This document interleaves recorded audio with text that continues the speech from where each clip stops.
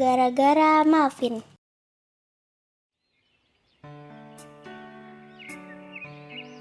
Di suatu hari yang cerah, telah lahir seorang bayi tampan dan rupawan.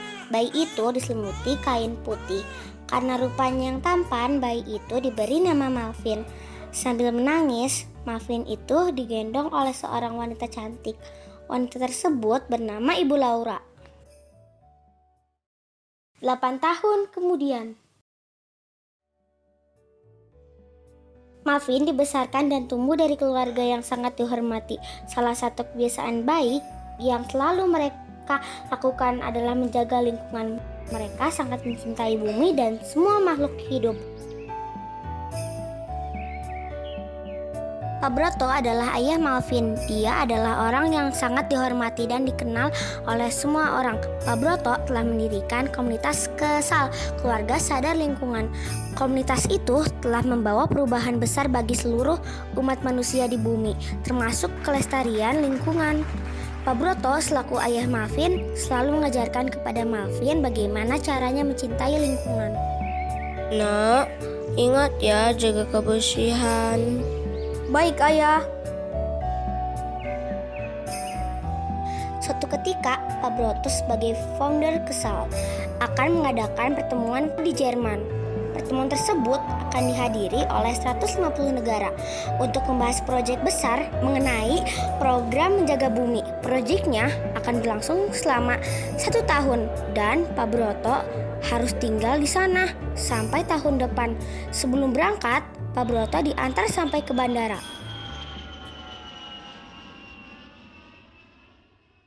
Beberapa bulan berlalu. Di suatu pagi yang cerah, Malvin sedang bermain bersama teman-temannya di taman. Hari itu terasa menyenangkan karena mereka bermain kucing-kucingan. Malvin memiliki teman bernama Jerry, Adi, Rafli, Sarah, dan Sandy.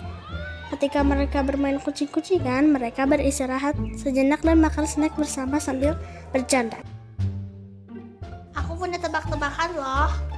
Apa tuh? Kita tebak-tebakan tentang kucing ya. Iya. Kalau anak kucing lapar, bilang ke ibunya gimana ya? Apa ya? Jawabannya, miau. Apa sih? Yuk kita makan burger lagi. Ayo. Guys, jangan lupa sampahnya dibuang ke tempat sampah ya. Sementara itu, teman-temannya tidak melihat kalau Malvin berniat membuang sampah ke selokan. Yang mereka tahu, Malvin tidak akan melakukannya karena dia terlahir dari keluarga yang dihormati oleh semua orang. Tidak apa-apa, lagian sampahnya cuma dikit. Teman-teman Malvin telah selesai duluan menghabiskan makanannya. Mereka tidak lupa membuang sampahnya ke dalam tempat sampah. Mereka melanjutkan lagi permainan petak umpetnya. Selagi teman-temannya bermain duluan di taman, Malvin menyusul untuk ikut permainan petak umpet karena dia baru selesai menghabiskan minumannya. Dan ternyata dia membuangnya lagi ke selokan. Tidak! Mereka melanjutkan kembali permainan petak umpet. Yang tengah menjadi penjaga adalah Sandy. Jadi dia yang bertugas menjaga dan menutup mata. Sementara itu teman-teman yang lain bersembunyi.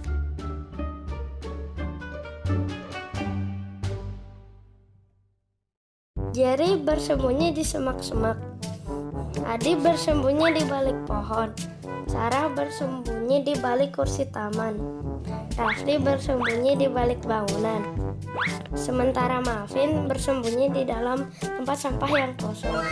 Dia berpikir teman-temannya tidak akan menemukannya. Tempat yang bagus nih. Kebetulan tong sampahnya bersih dan tidak bau. Aku bersembunyi di sini aja.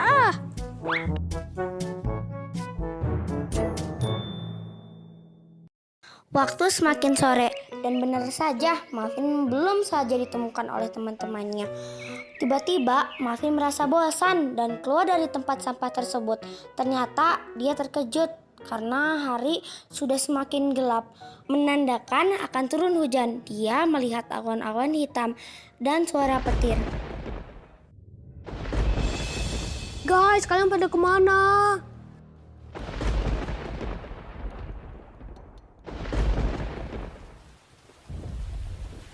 Ah, pas sekali. Untung saja aku sudah sampai rumah. Lihat saja besok, aku tidak akan mau bermain petak umpet lagi. Memang enak banget makan mie kuah saat hujan. Saat Malvin makan, tiba-tiba Malvin merasakan ada air di kakinya. Dan air tersebut meninggi terus-menerus sampai sepaha. Kemudian terus meninggi lagi sampai sedada. Air bah membanjiri rumahnya Malvin. Barang-barang kesayangan milik Malvin terbawa hanyut dan tenggelam, termasuk segala isi rumahnya.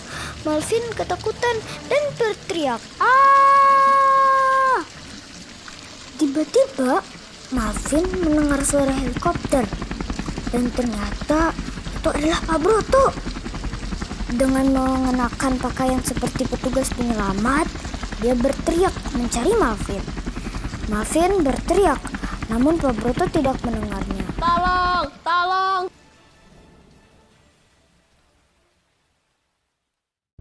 Tiba-tiba Malvin tersadar. Dia terbangun dari mimpinya.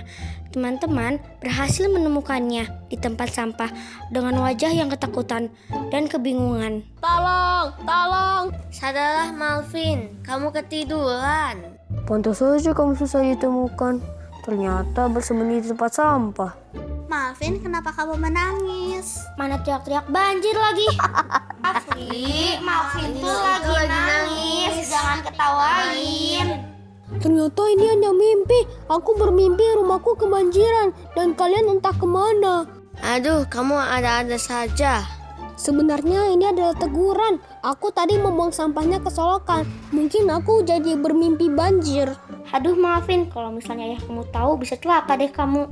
Iya, aku sadar. Mulai hari ini aku akan selalu menjaga lingkungan dan tidak membuang sampah sembarangan lagi. Pada akhirnya mereka pulang ke rumahnya masing-masing dengan perasaan gembira. Kecuali Malvin. Tamat.